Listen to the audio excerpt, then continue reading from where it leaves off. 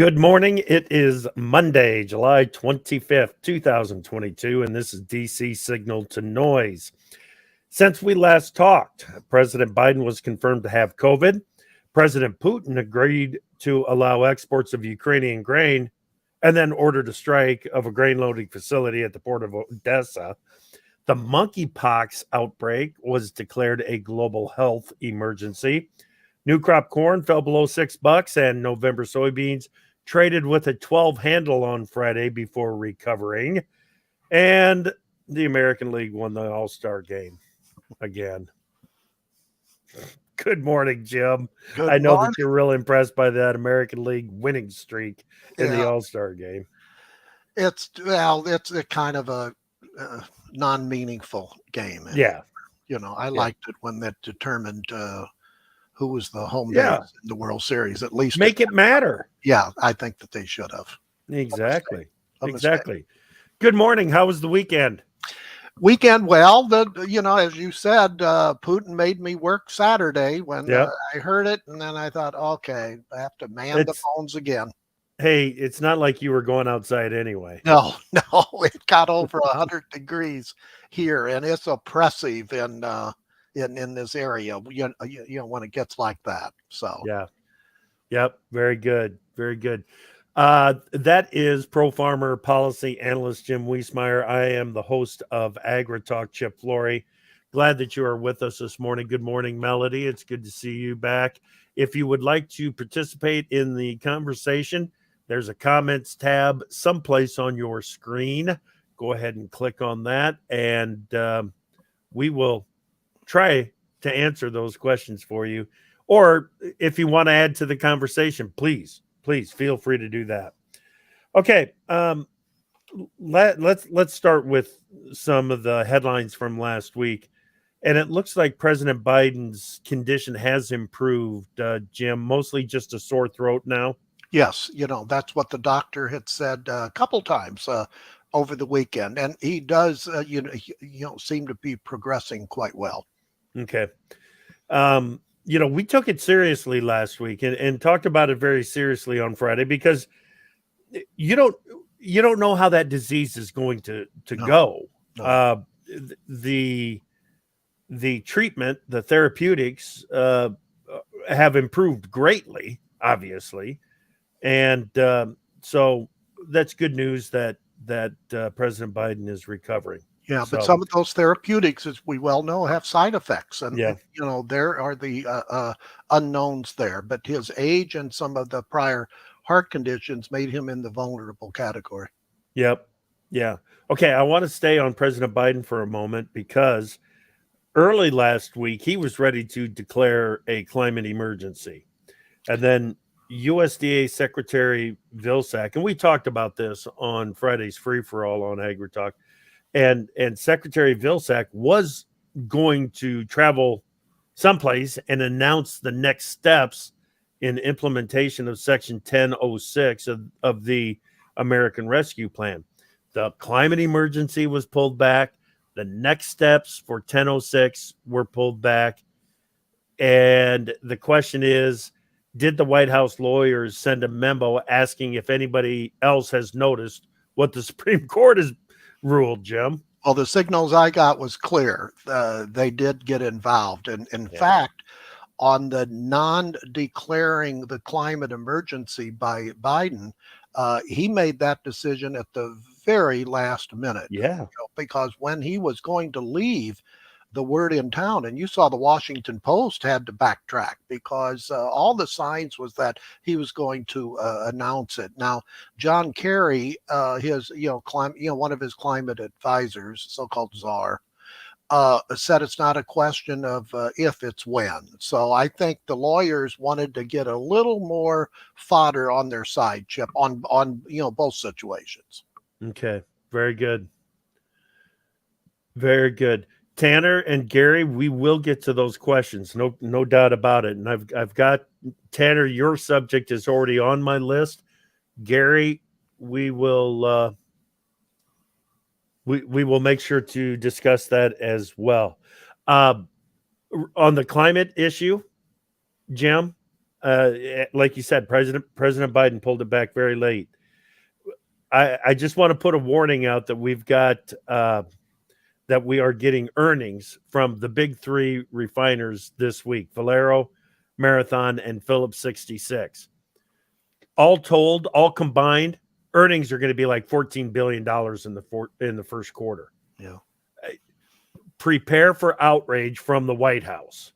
I don't know how he's going to say it, what he's going to say, but he's going to talk about it. And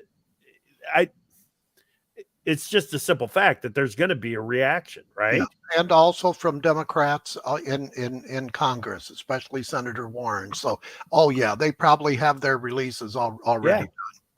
Yep. Okay. Another one from last week that I know caught your attention, Jim. Australia found traces of FMD and ASF on now.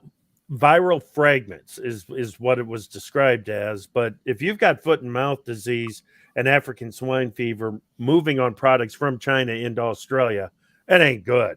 No, and you know, it didn't get a lot of play. Now, Bloomberg, to me, broke the story. And again, when I saw that, I just pounced on it because that's one of the biggest wild cards I say in my speeches for the business of agriculture. If you get FMD here, it's major. And I think Sean Haney told us in Australia, if it grows, if you will, it's a huge impact because of their significant beef industry. Right. So, and it's not just a meat issue, as you well know. Well, you know, we learned that with mad cow disease. It's a grain issue. So but I think it would be a game changer, Chip. And on the plus side, our commodity groups, especially NCBA and the National Pork Producers Council, have done a very good job in anticipatory, if we were ever to get FMD in this country, actions to take and not take. So we're never totally prepared if that were to occur, but at least they have their game cap on. Exactly. I believe what Haney referenced was that Australia provides 13% of global beef exports. Yes. So it's a huge issue to Australia, but it would be a huge issue around the world if all of a sudden 13% of the supply is pulled back. So something that we will have to continue to watch closely. Okay. Let's go on to this question from Tanner. Tanner says last week, and he says, I am paraphrasing, Chip said, in regards to insurance policy in the new farm bill, larger farmers are less risky. If we remove the top 11% of farmers from the subsidized insurance pool, smaller farmers will have larger premiums. What was that claim based on?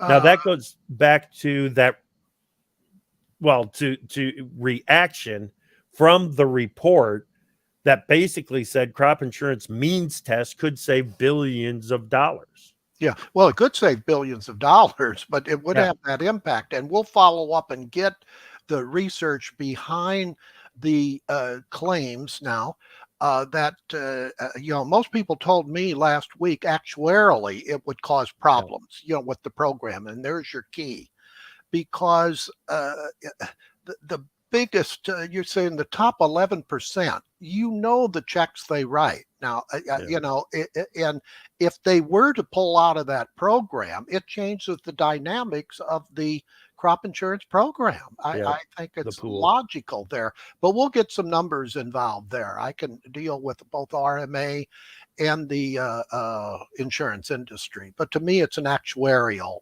issue. Yeah, absolutely. The good news is there was also a farm bill hearing last week. Crop insurance was the focus, and there's widespread bipartisan support for, I would say, the existing crop insurance program, correct? Absolutely. You can always improve, and that was one of the messages, and expand the program to get more producers outside of the traditional ones, corn, soybeans, wheat, etc. But in a world almost that very little is agreed to. This is one subject that was good to report on, Jeff, because of what you said, wide bipartisan support, and the majority of producers know it's the best risk management tool they have. Yep. So both from a revenue insurance and a yield insurance, perspective, and it's probably going to be my page one story in the ag letter this week because of I want to put it into context of what this means going into the farm bill debate, that a tax will be made on the program that we saw, but means testing, it just doesn't work in an actuarial system. It's like, just think your private house insurance. If you pulled out the top X%, your rates are going to go higher. Mm-hmm. It's just the numbers on that one. Yep, absolutely. Okay. One last item that from last week that is going to lead into the weekend. Russia and Turkey and Ukraine and Turkey signed agreements that would restart Ukrainian grain shipments. And then over the weekend, Jim, Russia launched missiles at Ukraine's port of Odessa. I mean, within hours of signing this agreement. And before, on the front page of ProFarmer and in our policy updates on profarmer.com, we caution that history clearly shows that Putin does not live up to agreements. I mean, not just with us, but around the world. I mean, that's his history. So we, I think as you text me over the weekend, this is one where you're right. You don't want to be right, on that one, when you caution it.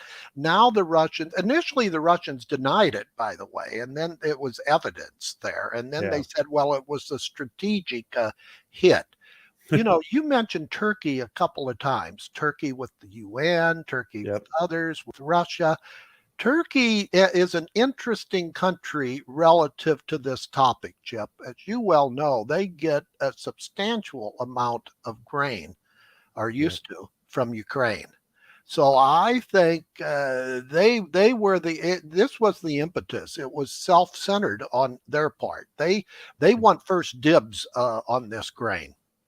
There was a fourth party involved in those talks that arrived at the deal, and that was the UN, the United Nations. How are they going to react to this, Jim? Because this is Putin.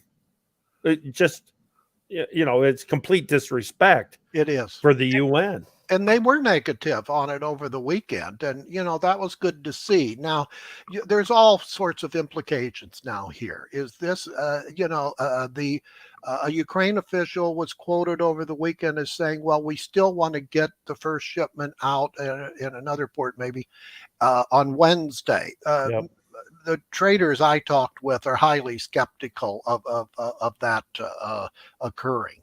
Besides, there's not just Ukraine mines in the harbor. There's floating Russian mines. So I just think this is going to. I'm not saying it won't ever succeed, but what's in it for Russia? That keeps coming up. Why would Russia have agreed to this? Some people say that they were concerned that the U.S. was going to send some naval vessels out there to protect the corridor there in order to accelerate the shipment. I haven't totally confirmed that, but at least that's what some of the reports that I've read about the incident. Okay.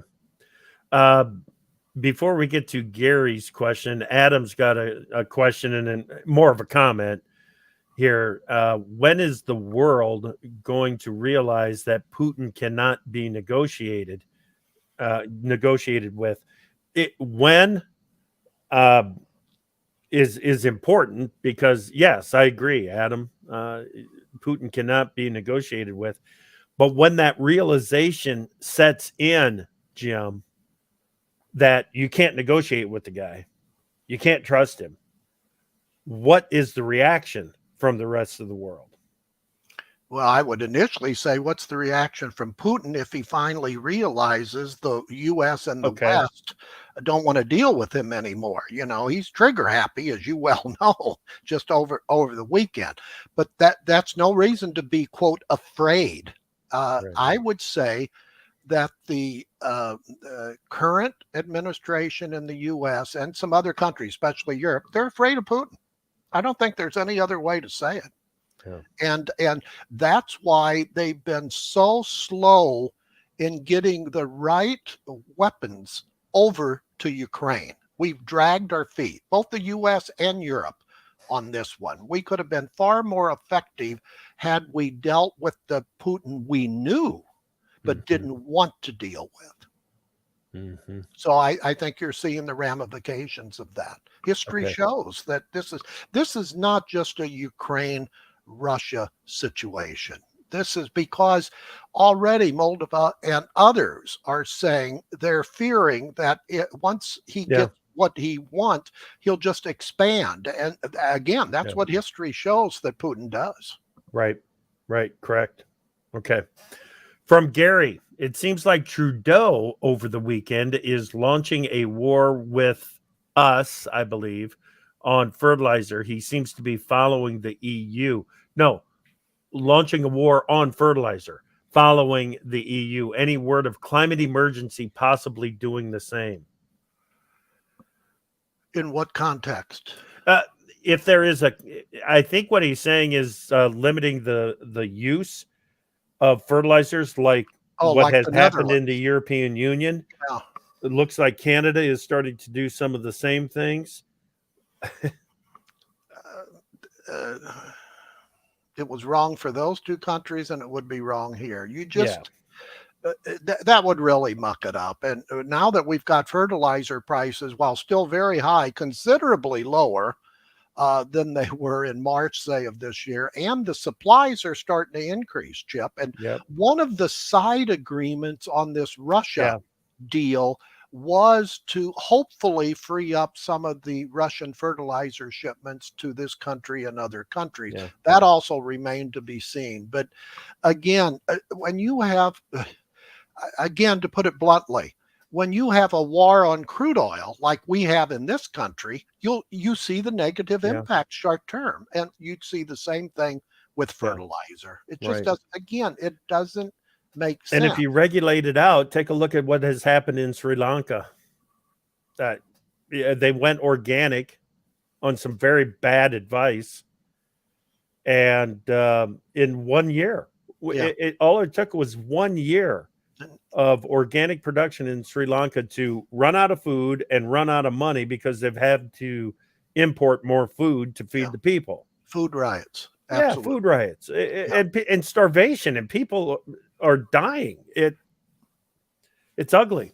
It's very ugly. We're into an era in the world, not just here, Chip, where it just doesn't have to make sense for strategic policy decisions. You know, and it's hard to monitor and to call because logic is not with us on a number of issues that we're already discussing, and that's why we're into this fog era. You know, so I just don't. You know, you don't want to get too negative, but I think it's a function of leadership around the world. We're out of sync. We're out of sync. Yep. From Jason in the comments, do you support the expansion of NATO after the unification of Germany? After the unification, I would support the expansion of NATO after the unification of Germany. You mean Eastern Germany and Western? West Germany. Absolutely. Bring the wall down. It's clear to me. It's clear. Okay. Report from Melody. Reports of NATO weapons sent to Ukraine being sold on the black market. Are we being gamed? Well, some of that always happens. Just, you hopefully there's more positives than negatives on that. Right. But that's the deal, the world we've lived with for a long time, that Yeah. you have skullduggery, going on. I mean, we saw it in our Civil War in the United States, where That's you right. had your spies, counter spies, and always with their hand out. Yeah. Yep. Adam has an interesting comment to add to the conversation there. Top to bottom breakdown in our institutions.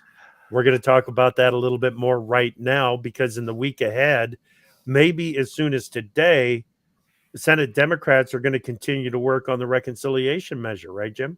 Yes, they're waiting for an announcement from the Senate parliamentarian that the language they have in that reconciliation bill, which will go through, Chip, whether or not the Obamacare or the Affordable Care Act language provisions can be a part of the reconciliation measure. Okay.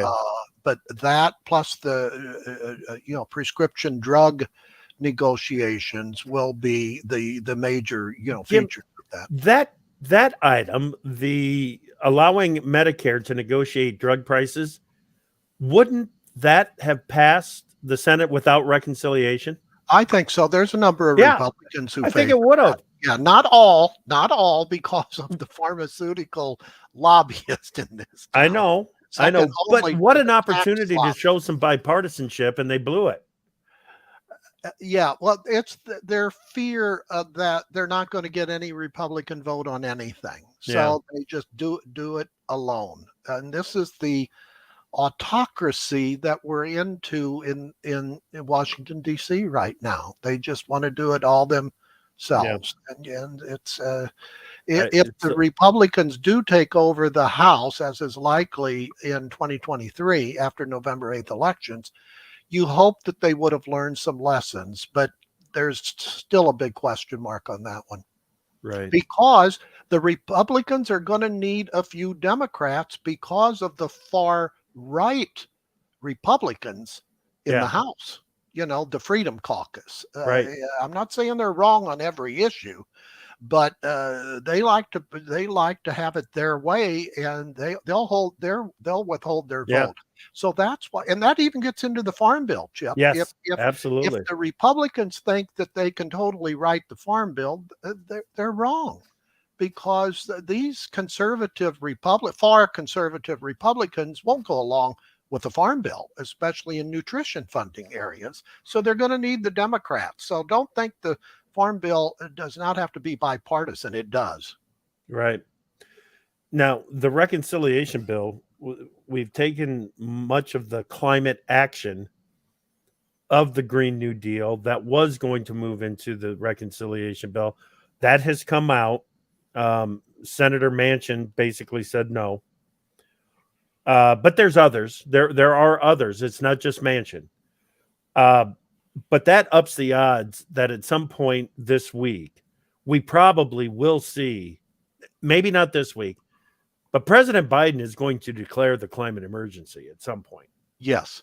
They're wanting to get Gina McCarthy, his climate advisor, has been working diligently, I've been told, on options once he announces that declaration, Chip.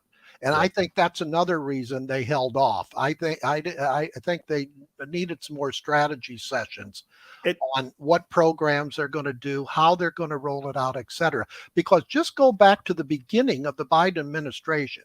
If there was one consistency in their comments when they introduced every cabinet person, Yep. it was the whole of Yep. government approach on dealing with climate change. Yep. Absolutely. So that's passion. There was Now- passion, and when you hear Biden, he gets emotional when it comes to this area. Yes, he does. Yes, he does. Now, some people say, so what if he declares a climate emergency? There's not that. What's that really mean? Go back to when President Trump declared an emergency at the border and started moving money around the government so that he could build a wall. Yeah. And he did. And he did. Yeah. Absolutely. And so what this means is I think it means that President Biden would then be pulling money from areas of the government and putting it behind the climate actions that they would like to see. Absolutely. That's Yeah. exactly. And there's a lot of money involved there, Jim. Yeah. A lot. Yeah. And how he can repurpose funding if he declares that climate emergency. And Yep. basically that's what Trump did. Yep. And the Wall Street Journal, in an editorial commentary last week, said they told Trump this would happen if he declared that wall emergency, and he said that's exactly what's happening. So they said it at the time, and we're seeing the follow through. So yeah, and you can have a lot of short-term issues, Chip, under a emergency declaration, because even though it'll be taken to court, you know it takes time. Yep. So they can go probably into a year in implementing some of their provisions that they want, but definitely ahead of November 8th elections. They're speaking to their constituency. Yep. Very good. House Ag Committee today is going to hold a farm bill session up in Northfield, Minnesota. Yes, on a farm. Yes. I always like when they go out. I know there's a political angle to this because they're picking certain members who are in close contest. And this one, it's Craig, I think. She's in a close contest. But I just like when any committee goes outside of the nation's capital and actually hears from real producers, because more often than not, you can come up with a good idea, and you can, because their filters, they don't listen to Washington every day like we do, because we have to. Yeah. So you get a fresh perspective frequently. Definitely. Real world stuff. Right. Hey, we've got quite a bit of ground that I want to cover here yet, Jim. So let's keep moving forward. Melody, I see your point there in your comment that there has been substantial misinformation on climate statistics over the years, and that there's no emergency, according to Tony Heller. Now, let's see, Tuesday, Wednesday is the Federal Open Market Committee meeting. 3/4 of a basis point rise, right? Absolutely. Widely expected, with 15 percentage point possibility of 100 point. But I think more important, Chip, is the presser, as we call it, the press conference that the Fed chairman will give, because they'll parse every single word that he says. Right. I wish that it was happening on Thursday afternoon after we get the second quarter GDP numbers. Yeah, but I think if I recall, I'll double check this. I think they can, the Fed has an opportunity to see those numbers before, so they won't reveal them, but it'll be part of their thinking. Well, we know that it's going to be negative, because Treasury Secretary Yellen over the weekend started backing it down, saying, now listen, if we get 2 consecutive quarters of negative growth, it doesn't mean that we're in a recession. Yes, and the White House as well. They're both DEES and National Economic Council, so they already know that we're going to have a negative number. But I don't want to get too wonky. The NBER is the official designator of the recession, and they take their time, so they will not announce that we're in a recession Thursday. Okay. And that's kind of what Yellen is saying. Plus, she mentioned a lot, Chip, on the labor situation. It's still tight and firm and things like that. I keep on hearing from some business people that they don't want to lay off anyone for fear of how long it's taken them to get people to begin with. So I think that's why we're in uncharted territories here, where normally you would see some layoffs, but you're not. Yep. As much. Yeah. What is this potential train crash between the U.S. and Canada on one side and Mexico on the other? AMLO, the president. It deals with their energy. He's focusing on the state controlled energy firms, and uh, uh, the language of the U.S. Mexico Canada agreement got into that, and so the Bloomberg and others have said you have potential $10 to $30 billion tariffs looking at Mexico if this thing is not settled. But boy, Mexico's president said late last week, "Oh, I'm scared." So Yeah. he's not going to back down either. No, that's And it's something to watch because here's the ag angle on this one. If we were to put tariffs on them, not just U.S., but Canada's involved in the complaint as yep. well. And I think it has some merit to it. There's ways you can do it, though. Yeah, I think better. But here's the ag angle. In the past, when Mexico wants to counter retaliate, frequently they look at U.S. agriculture, and that gets the hog markets nervous because they buy a lot of hams. Yes. Yes, absolutely. So it's something to don't discount this. That's right. It's not going to do away with USMCA. That's too strong, but it could lead to some negative implications for some market trade. Also, I think it hurts the Mexico in this regard, Chip, with us wanting to source either in the U.S. more and more of these products, chips, and other things. Oh, Also in Mexico, it hurts the investment going into Mexico because of the concern of the negative relations between U.S. and Mexico in this regard. Yeah. So I think it has some follow-on negative impacts from an investment cycle. Okay, very good. Growth Energy and EPA have reached an agreement on the 2023 RFS requirements. What's the story here? Well, I think you may be talking to Growth Energy today, if I recall. We're going to try. Okay. You might want to ask them why the dates are changing, but I will give Growth Energy credit because they're putting some dates through the court system. They're saying that they'll announce to propose the 2023 RFS volume requirements no later than November 16th, 2022 this year, and to finalize them no later than June 14th, 2023. Right. So again, I will give them credit. They're, as a lobby group, they're getting some hard dates. Now, some of those dates have changed prior to their initial release on this chip, but I'm not going to call it a negative because I like when the EPA is bounded by specific dates that they must follow through on. Exactly. Okay. Is Pelosi going to Taiwan? You talk about a spirited battle between Pelosi and the White House, including Biden. The military Pentagon does not want her to go because behind the scenes, the Financial Times reported over the weekend that China has really upped the negative comments on this potential visit next month. We reported today, Chip, that there may be what did they call it?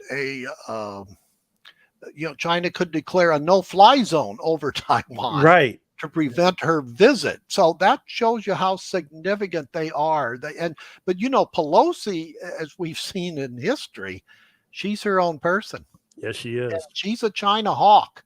So we're going to see, because now with this out in the open, Chip, the signal that it would give is that if she doesn't go, I mean, they can finesse it if she doesn't go, reschedule to a later date, and then never happen. But they could call this weak on China, and so that's the concern that you have. Yep. Once you go public with intentions, yes, it's hard to walk it back. Yes, hard to walk it back. Yes. Okay, I'm wrapped up. There's just a few things that I want to mention that we are going to be watching this week.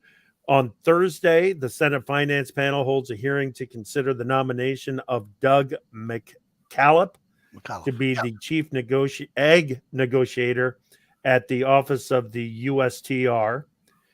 You know I'm going to be watching this one very closely. When I saw this one on your list, Jim, of hearings this week, on Tuesday, the Center for Strategic and International Studies is going to have a virtual discussion on, quote, the battery minerals supply challenge. Yes.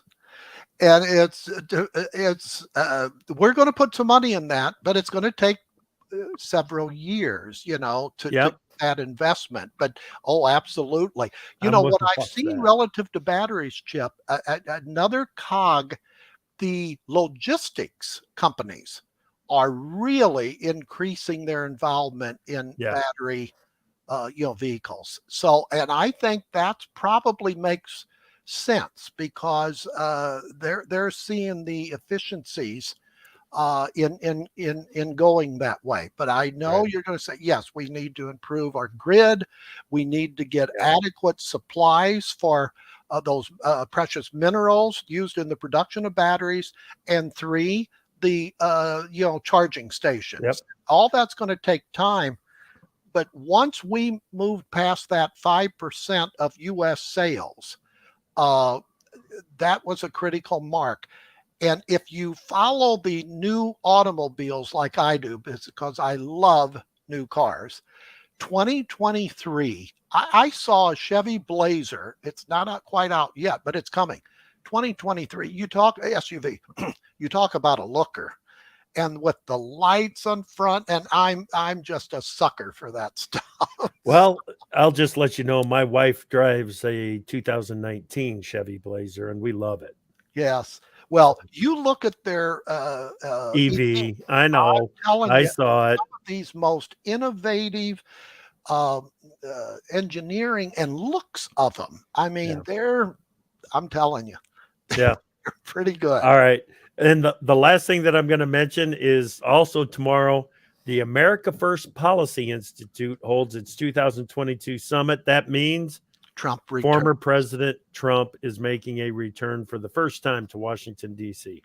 Absolutely. Since he left, January 20th, I believe. Yeah. Yeah. I've taken a lot of emails and questions on whether or not Trump will run. He wants to run. He will run. But, Ron DeSantis from Florida is really gaining, although still considerably behind in most polls with Trump. But what has Trump worried is that it's the money DeSantis is getting. And that's why Trump wants to get into this race as soon as possible so he can up the funding levels. But I think there's some negative signs, and I know we don't deal that much with the January 6th committee, but it has hurt Trump. There's just no doubt about it to me, especially among the independent voters. And the Wall Street Journal came out with an editorial commentary saying that former Vice President Pence rose to the occasion, during that time, and Trump did not.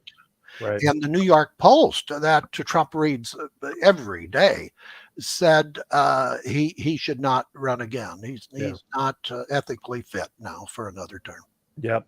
Good stuff today, Jim. Thank you so much. Sure. Today on I'll be at the Sugar Alliance coming up in Vail, Colorado, beginning, I think, Sunday. And I think you're going to be meeting with Colin Peterson later this week. He's going to be on a panel there with Robert Bonney, I think, of, USDA. So you sugar people, I can't wait to see you. Yeah, I'm going to be in Owatonna at Ritchie Brothers tomorrow doing a show for Linder Farm Network. I'm looking forward to that. Should be really good. As Jim said, former Congressman Colin Peterson is going to be one of my guests there, and we'll also have a panel discussion there tomorrow. So looking forward to that. Today on AgriTalk, we've got Machinery Pete and Ernie Goss from Creighton University with the details of his latest rural mainstream index. Have a great week, everybody. Keep watching for those signals.